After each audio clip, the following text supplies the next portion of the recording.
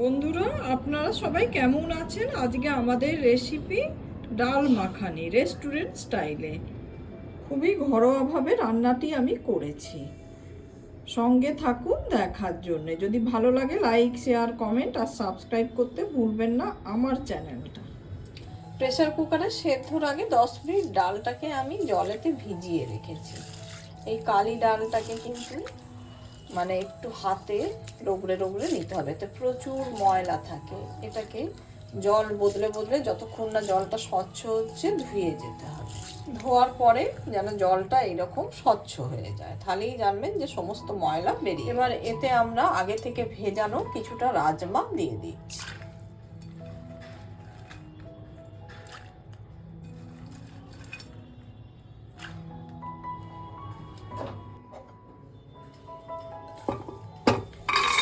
রাজমা আর বিরি কলাইয়ের ডালটা আমরা প্রেসার কুকারে ঢেলে নিচ্ছি, এটাকে সেদ্ধ করে নেব।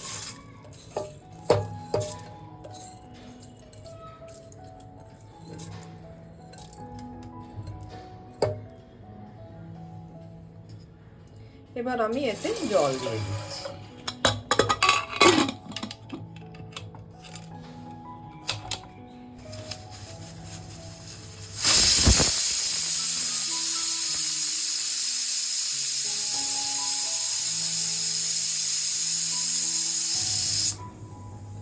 ভেজিটেবল অয়েল ঢেলে নিচ্ছি।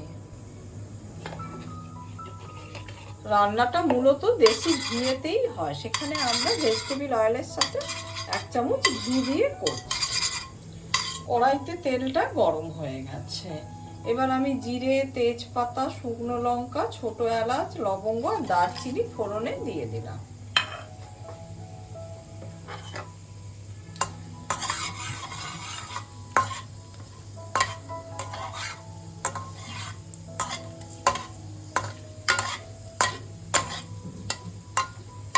ফোড়নটা থেকে যেই সুন্দর একটা গন্ধ বেরোবে, তখন আমরা আদা, রসুন আর কাঁচা লঙ্কা বাটা দিয়ে দেব।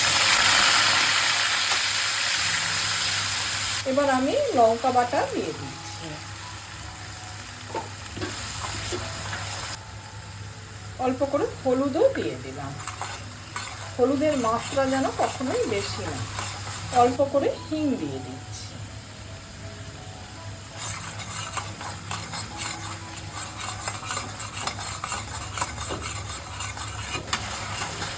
এদিকে মশলাটা কিন্তু খুব ভালোভাবে কষানো হয়ে গেছে। এবার আমি টমেটো বাটা দিয়ে দিচ্ছি। টমেটো এখানে 4টে বড় টমেটো দিয়েছি।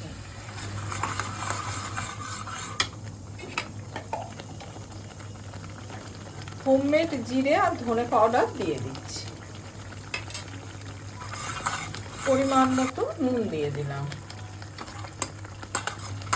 এদিকে কড়াইতে তেল ভেসে উঠেছে, খুব ভালোভাবে মশলা সহ কষানো হয়ে গেছে। যেন কোনোভাবে কাঁচা গন্ধ না থাকে সেই দিকটা লক্ষ্য রাখবেন।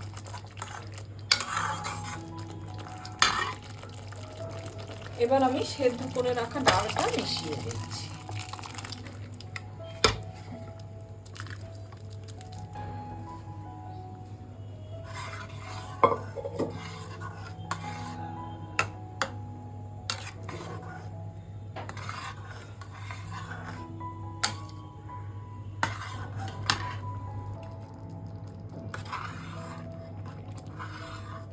মাঝে মাঝে একটু এইভাবে নাড়া দেবেন।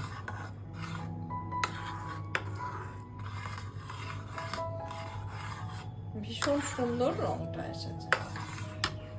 এবার আমি কসুরি মেথিটাকে হালকা ড্রাই রোস্ট করে হাতের সাহায্যে গুঁড়ো করে দিয়ে দিচ্ছি। কসুরি মেথিটা কিন্তু হোমমেড। দেখুন, ভীষণ ভালো কসুরি মেথি বাড়িতেই তৈরি হয়ে যায়।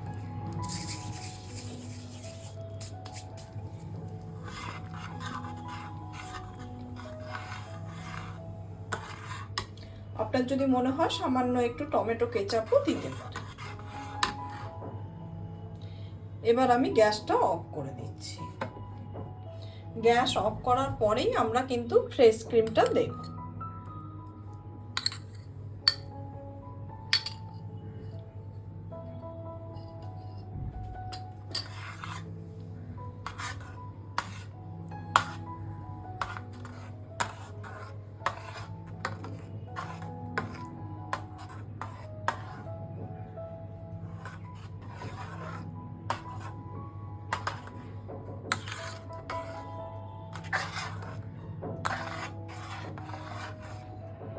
খুব ভালোভাবে ফ্রেশ ক্রিমটা মিশে গেছে, ভীষণ সুন্দর একটা কালার এসেছে।